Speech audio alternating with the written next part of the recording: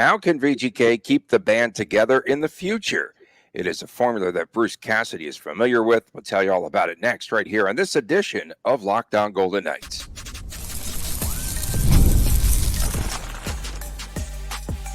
You're Locked On Golden Knights, your daily podcast on the Vegas Golden Knights, part of the Locked On Podcast Network, your team every day. Well, hi again, everyone. Tony Cardasco, Chris Golick from Las Vegas. Thanks for making us your first listen every day. You could find us wherever you get your podcast, and please make sure to subscribe to our Locked On Golden Knights YouTube channel. We are brought to you today by Gametime. Download the Gametime app today. Use the promo code LOCKEDONNHL. You will receive $20 off of your first purchase. So, Chris, in the future, how could the Golden Knights keep a team together and avoid something like we've just seen with the mass exodus here in Las Vegas at the end of the season, where 8 players departed, I believe the total, even trades, okay, everything, what have you. Ask Bruce Cassidy. That's actually part of the answer. One of the reasons his previous team, the Boston Bruins, had sustained success. Had to get the word sustained in there. Too early. Yeah, it's very early. Was because several players took contracts below market value. Found a story from a year ago actually, in which Brad Marchand told Sportsnet that guys try to take less to win. They do, because, it bleeds right through the entire lineup. Everyone was on the same page. Boston, in turn, is a very consistent organization, and the Bruins have had maybe a league high of team-friendly contracts. I don't know why this hasn't or still could happen here in Las Vegas, if that makes any sense. Well, it's pretty simple. What did the Golden Knights do recently that the Boston Bruins did not do? They won a Stanley Cup. Won a Stanley Cup.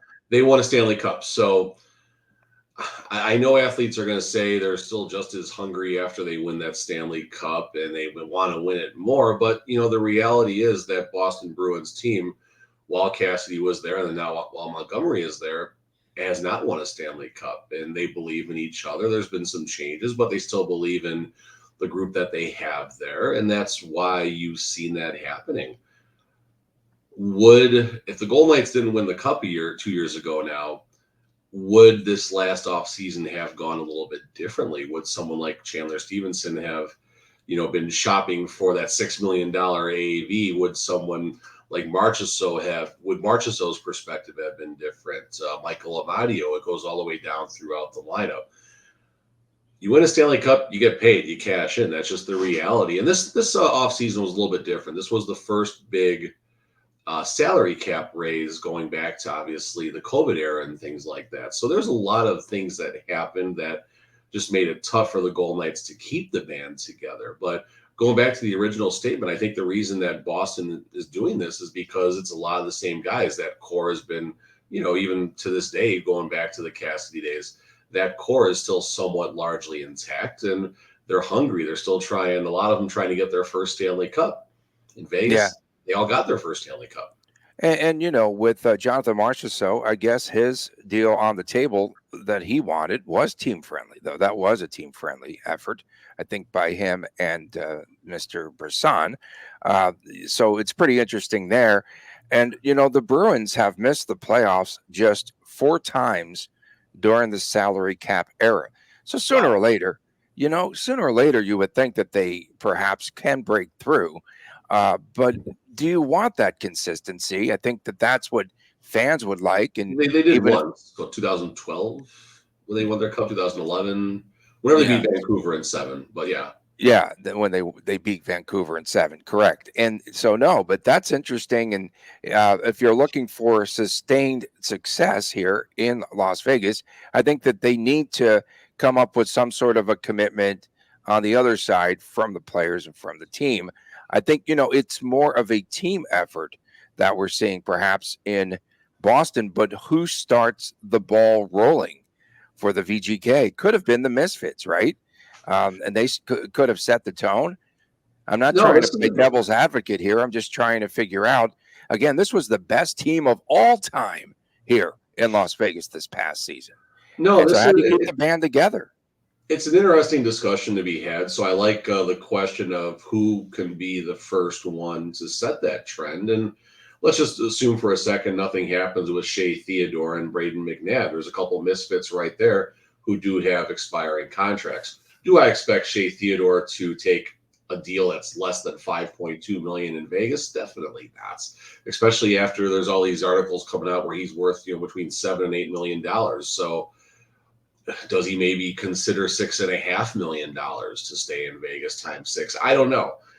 Braden McNabb, he's more about his age at that point. He'll be 34 when he becomes an RF or becomes a UFA.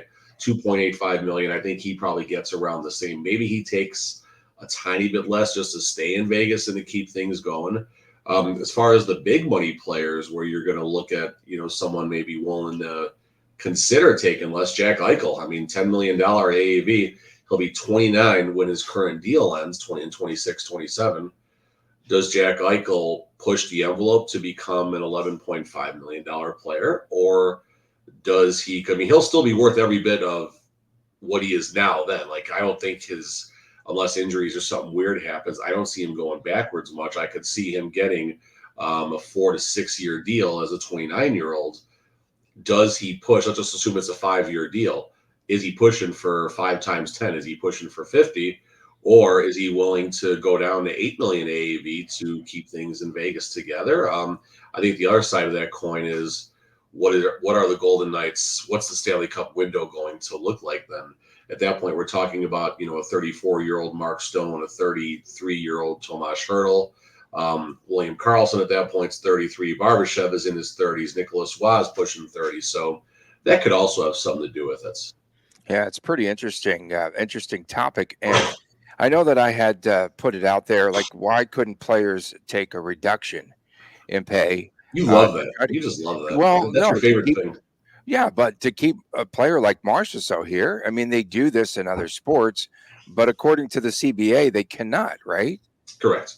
Yeah, Yeah. no, your contract's your contract, and that's that. And I mean, Do you like it's that rule? I don't really agree with that rule the personally. NFL is. I mean, that's the first comparison. I don't know if you can restructure and other how it works, but the NFL is the one sport that really gets me. But the NFL contracts are so weird to begin with, like as far as guaranteed money and upfront money, and the restructuring happens all the time. And I mean, there's more shenanigans in the NFL with the salary caps that the Golden Knights can ever dream of. So I think that's part of it right there. I mean, listen, the NHL is doing well financially. It's doing better and better, and it's because you don't see these crazy mega contracts that are happening in Major League Baseball, in the NFL, in the NBA. Not saying those players shouldn't make that type of money, but I think the way the salary cap is set up, I think it's a good mix of the income, the money each of these teams are making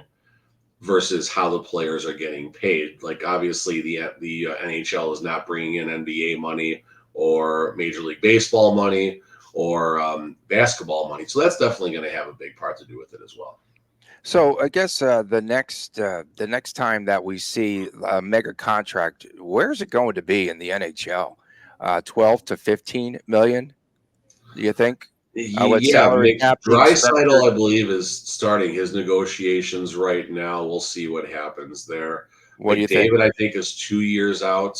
But you're even seeing like younger players, like what Brock Faber, young defenseman, just got an $8 million He got deal. 8 million. Yeah, Yeah. Caden Guley, up and coming player, just got 6 and change from the Montreal Canadiens. So you're seeing players, young players, still in their RFA deals, getting locked up for big amounts of money, and that's good to see. Is it a concern for down the road? I don't know. Does that also tell you what's happening with the salary cap? I mean, this is one of the reasons that I do get very passionate when we do bring up Jonathan Marchessault, because you're watching the money that other teams are throwing out there right now for their players and stuff. They're doing it because the salary cap's rising. Is Kelly McCrimmon simply waiting right now for that additional salary cap money to roll in to, put together an ultra competitive team in the 2025-26 season? Obviously, we'll have to wait and see. But there's a lot of money being thrown around right now. And on the subject of this topic here, about keeping the band back together, I think Marchessault tried to. I mean, if he took 5-5 AAV for Nashville, I know the term, I get all that. I don't want to start that argument again, but I'm sure he would have taken some deal that put him in the $22 to $23 million range in Vegas, however long that contract would have played out for. Well, again, I just have to go back to my New York Knicks, right? And Jalen Brunson, who left millions and millions on the table by coming back and restructuring, signing a new 4-year contract rather than waiting to secure the bag after his free agent season. I think it was $157 million that he signed for, and he left, they're saying, upwards to $200 million on the table. Unselfish. So, I mean, how many more millions do you need so that he could get players to come to New York and they could sign them under the cap? And I just, to me, I just think if VGK is going to have sustained success, I just really do believe that they need to do something unselfish and work together if they want to keep, quote, the band together. And speaking of the band, Mark Stone, do you think lead guitar, like, where would he fit in the band? I could just see his hair flailing around. Cowbell. Cowbell. Coming up next, hypothetically, there's a new team. Arizona could be next up, a new franchise, let's say, and you could protect all but 4 players. Who would you leave unprotected? We get into that discussion next on this edition of Locked On Golden Knights. Fans, we want to tell you about Gametime. Download the Gametime app today, and you could get $20 off of your first purchase by using the promo code LOCKEDONNHL. You get all sorts of features, views from all the seats in the venue, lowest price guarantee, which we really like. Again, if there is event cancellation, you definitely are protected. If you lose your job, there's job loss protection, which is unheard of. And I personally like the all-in pricing, where you toggle this feature and it shows you the total upfront, no other hidden cost, and no surprise fees at checkout. I really do like that. And I have a number of friends that are coming into town that want to get tickets. I sent them immediately to the Gametime app. That is, of course, when all my favors run out. In any event, download the Gametime app today, create an account, use the promo code LOCKEDONNHL. You will get $20 off your first purchase. Download Gametime today. Last-minute tickets, lowest price guaranteed. Back on this edition of Locked On Golden Knights from Las Vegas, Tony Cardasco and Chris Golick reporting. We appreciate everyone tuning in. Thank you so much. Of course, you could find us wherever you get your podcast. Don't forget, on Fridays, it's WTF. Saturdays, the Chris and Chris Jr. show sometimes, and that is a YouTube exclusive. Please subscribe to our Locked On Golden Knights YouTube channel. Went down to the strip yesterday to see my good friends at Culture Kings. They were giving me a hard time, saying you are a front runner. Now the Yankees, I think, have won 4 straight. So that's good. It's a good spot if you're looking for lids, for caps of any sort. A really good selection. It's got like a 75-foot wall full of hats there. It's really an amazing spot at Caesar's Palace. Okay, nice little promo. I didn't get anything. I didn't get like $20 off on my first purchase or anything. Nothing like that. And we were just talking about Gametime, right? The older I get, me and my friends in the biz, that is the music biz and what have you, we would much rather pay for tickets than bother someone to get comp tickets anymore. Isn't that funny how you kind of mature a little bit, somewhat, sometimes, like the Chris and Chris? I'll take the freebies. Sometimes. Okay. Expansion perhaps in the NHL by 2030. Who knows? Atlanta, Houston. We're going to see that resurgence there. I think we'll take the under on 2030, but keep going.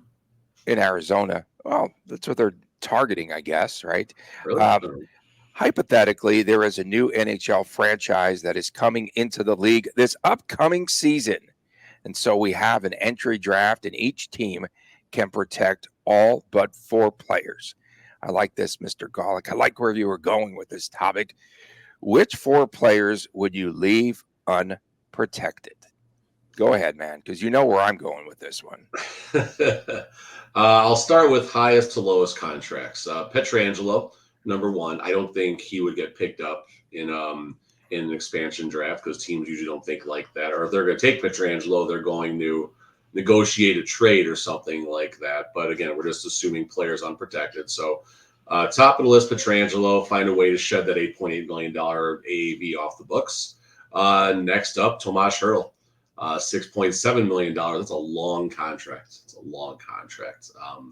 I'm not saying the Golden Knights would want to get rid of him necessarily, but that's just one of those contracts I think in the end is really going to prohibit the Golden Knights from accomplishing what they're looking to accomplish. Number 3 for me, Aiden Hill. I know it's only a 1-year deal, but we're just assuming right now. Aiden Hill, $4.9 million. Simply put, that AAV has not been anywhere close to earned since he signed that contract. And then lastly, this is probably who would end up getting taken if they had taken one of these 4, Brett Howden. Howden, $1.9 million. He would be a fine meet.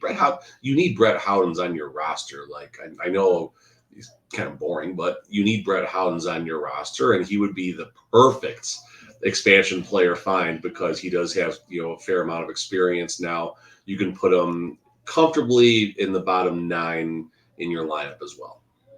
Okay, so here are my 4 for a variety of reasons. So I have Alex Pietrangelo too. I do because in addition to the contract, I see some game slippage there, and it's getting into the twilight, I think, of his career personally. Yeah. Right? He's the next. No, 100% with you. 100%. He's the next Alec Martinez to start getting that wear and tear, I believe. Which isn't a bad thing. Let's be clear. Comparing him to Martinez in the end of his career isn't terrible, but I hear what you're saying. I thought he was a step slow this season. I've said that before. He was 100%. And then I have, for a variety of different reasons other than yours, to shed all of that contract money. I've got Zach Whitecloud because of the depth, right, at defenseman. That's a mock draft, bro. No, you're fine. You're good. Okay, and then Sportsnet had like a list that you could only protect everyone except for one player, and their one player in a recent article was my fave. I agree with them, William Karlsson. Here's a player at $5.9 million. I believe now. It's like this Will Smith meme where he's looking around and no one's there, no one's home, and where are the misfits? Where are my bros? Like no one's here, and you shed his $5.9 million contract. So I think again, he's going back to ground zero. I don't think he doesn't hit 30 ever again. Goals, that is. Goals. If he gets 55 points, that's great.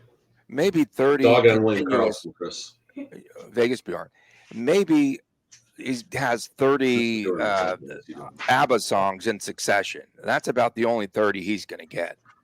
And then Keegan Colasar. Keegan Colasar, I think it's time to move on from those 4. So I have Whitecloud. I have Karlsson. I have Pietrangelo. I have Keegan Colasar. Those are the 4 that I would keep unprotected. I thought we'd be really in tune on a lot of this, but we weren't. I guess they William Karlsson, and why not? His name is out there like a lot currently about trade deals and trade value. How much further can he go with his games? His game, 50 points, 60 points. Okay, that's good. He's 31 years old, and I think he's probably at his plateau right now. And that's what I'm saying. He's reached his ceiling. Right, but again, if we're going to compare, Jonathan Marchessault's 30 goals again, ever. Okay. No, but Marchessault's name comes up a ton, and 60 points is a great spot for Marchessault, someone who was making $5 million now, $5.5 million AAV. If Karlsson chips in anywhere in the ballpark of 55 points, I don't care how he gets them or where they come from, 55 points plus his work on the penalty kill plus his defensive work as a center, that's pretty good for a player at a $5.9 million head.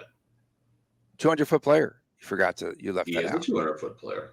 He Okay, definitely is Mr. a 200-foot Cliche. player. Anything else on this topic? Because I'm ready to move on. No, I mean Zach White. I mean, if it wasn't Carlson, I think White Cloud would get picked up immediately from that group. Okay, we saw just he needs to have a better season this year than he did a season ago. That's all. Coming up next, the schedule is set for the NHL Rookie Faceoff, but VGK fans are going to have to travel to Los Angeles to see VGK rookies play. The schedule next, right here on this edition of Locked On Golden Knights. Welcome back on this edition of Locked On Golden Knights. Tony Cardasco, of course, the bandwagoner, along with Chris Golick. We appreciate you making us your first listen each and every day. We do appreciate everyone that tunes in on the daily, our everydayers, and everyone else could get involved as well. We've got these unique listeners. That's about 1/3 of you. So the deal is, please subscribe to our YouTube channel, Locked On Golden Knights, and of course, download our podcast and keep all those cards and letters coming. Just kidding on that. Make sure that you definitely leave comments because those are a ton of fun. I guess to be clear, I think I probably foobarred the topic a little bit. I put VGK. This isn't the VGK rookie camp. This is where all the rookies from about 6 teams get together and play. This isn't the Vegas Golden Knights rookie It's okay. camp. Just I'm just roll too with lazy it. to change it. I was going to change it, but I'm not going to. Nah, just leave it there. Yeah, it's okay. Okay. It doesn't say must win. So you left that off of there. I know that you still have like the shell. So as we mentioned previously, the rookie face-off will be played September the 13th through the 16th, but it's going to be happening at the Kings Practice Center in where I left my wallet in El Segundo. Tribe Called Quest, of course. So VGK plays 3 games there. So they open up against the Kraken, and this will be the first time that the Kraken is participating in the rookie face-off. So that's pretty interesting. And then after that, VGK will be playing. Oh wait, hang on. They open up with the Kings. Sorry, where am I? 3 games. The Kings on the Friday, September the 13th. Schedule, Tony, is it rigged? Friday the 13th, they play the Kings. So that's scary. 7 o'clock. Then they play the Kraken. I just want to get that note in about the Kraken. I jumped the gun here. And then the rookie face-off on the 15th.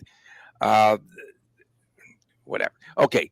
So they play the Kings, the Kraken. They close it out against Utah, the Utah Hockey Club on September the 16th, a Monday at 12:30. Get it out.